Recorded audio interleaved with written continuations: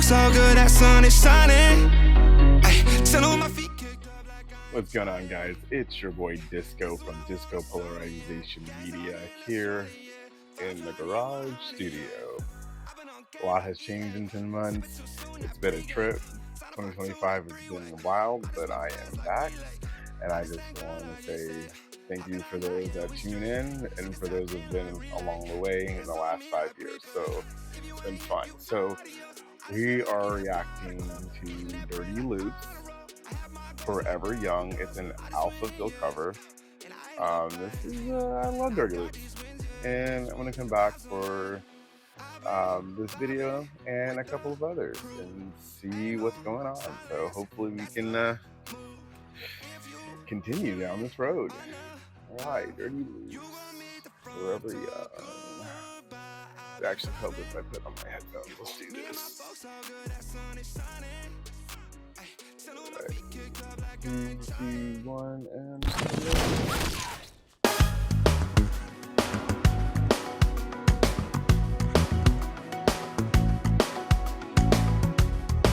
ooh, fan fretted bass.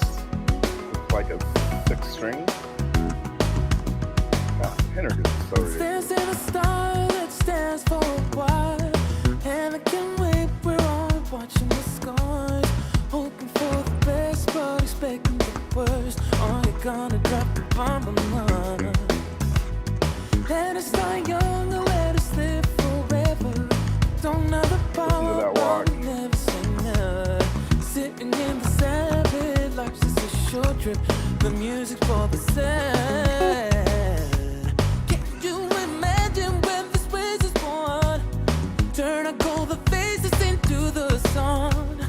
Raising up leaders, we're getting in tune. The music played by the man. Forever young, I wanna be forever young. Do you really wanna live forever and ever and ever? Forever young, I wanna be forever young. Do you really wanna live forever? Forever young. Some are like water, some are like the heat. Some are a melody and some are the beat. Sooner or later it will all be gone. Why don't they stay young? So many adventures giving up today. So many songs we forgot to play. So many dreams swinging out of the blue. Oh, let it come true. Forever young, I wanna be forever young. Do you really wanna live forever and ever and ever? Forever young, I wanna be forever young. Do you really wanna live forever? Forever young.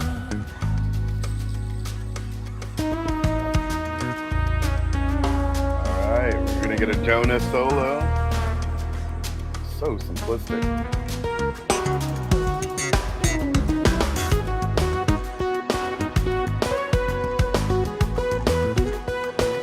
I love that.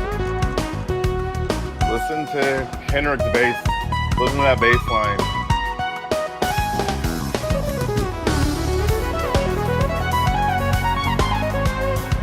It's called Filling Space. It's giving Jonah something to solo off of without taking up too much space. I wanna be forever young. Do you really wanna live forever? Do you really wanna live forever?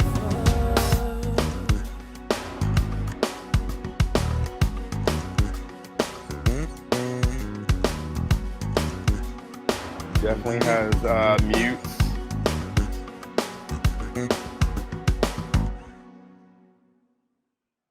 Oh, hell yeah. Okay, wow.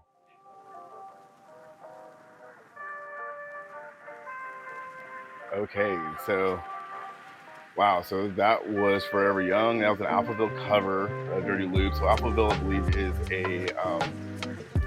a EDM style DJ group, I believe. So it's really cool to see a funk fusion version of that. I mean, they do really, really good covers of pop-driven songs most of the time, but this is really played down. I love the fact that Henrik, we didn't get that insane slap throughout. It was very subdued. He was still throwing in some insane licks. I mean, he literally is a bassist, lead guitarist, rhythm guitarist, and backup lead keys for Jonah half the time. So he's wearing a lot of hats, but he wears them really, really well. Does a really, really good job of staying in the pocket. But in this, it seemed like, of course, I don't believe in 1 minute that these guys are playing 100% live in this. They're probably playing over a track, which is awesome. Most of us do it. So we're getting cuts and stuff of this, but he is doing a thumb, 3-finger picking style throughout, muting himself. That bass is a monster for having a mute pad on it. So if you look at his bass, he has right behind the neck is a mute pad. It looks like maybe it's wooden with foam on top, and then he has his fan fret pickups, which look like maybe there's a pull switch or something. You can probably split them. You can probably make him into a humbucker or into 2 solos or stuff. So he has a lot of power, but it's like he's really subdued with it. That bass in itself is a monster. I can guarantee you that it's a struggle at times for him to keep that bass under wraps, especially live. I'm guessing like their sound guy has a lot of work or has a system to keep that tone under lock, because they can get away from you really fast, especially when you're playing something this subdued. And you did throw in some, and it was very punchy, and it like worked. But you can tell that this was recorded because that bass it has 4 different tones. And like I said, unless he's pulling the switch and he's able to move the controls like that, which I wouldn't doubt it, but I wouldn't be doing all that in a performance like this. Most of the time you're going to record this separate and then play it live over your track. But he did a really good job. And then Aaron was just like really locked in. Like he does a really good job of locking in the tempo. He does a really, really good job at adding a lot of flavor to it, because it's freaking hard on something like this to kind of shine through for a drummer. And I get it. This is like a jazz trio, so it's kind of like a I'll scratch your back and you scratch mine kind of deal when you're playing together like this. But I mean, he did a really good job in like showing out. His fills were very, very good. At about 2 minutes, 2 seconds, he does like an awkward fill. I think he was trying to kind of do the collapse, because they do this thing, like I call it the Dirtyloops collapse, where it's just like chaos, like controlled chaos, and they're all doing their thing, and then it's like Aaron always does this weird fill to kind of keep the song on tempo, but showing us that there's going to be a break. But he did it, and it kind of collapsed, and then the other two didn't collapse because the song was really, really subdued, so it didn't really collapse as more than it just boop, like a bubble pop. Instead of like a beautiful avalanche collapsing into the mountainside, we got a little bubble pop, which was okay. No one else is gonna notice that. I just notice things like that usually. You guys know I analyze everything. So, but like Jonah's voice in this is incredible. You could tell that he's using a lot of his head voice to get through this. The key is pretty ridiculous because I think it is in B, which is either too high for most people or too low. So he's in that mid ground so he can do his runs and hit that. But he's literally almost doing the sonic above what he's playing on the keyboard when he's singing, so he adds that extra flavor to that. He does a really, really good job. I mean, this is not, I'm not gonna say this is a hard song to sing, Forever Young.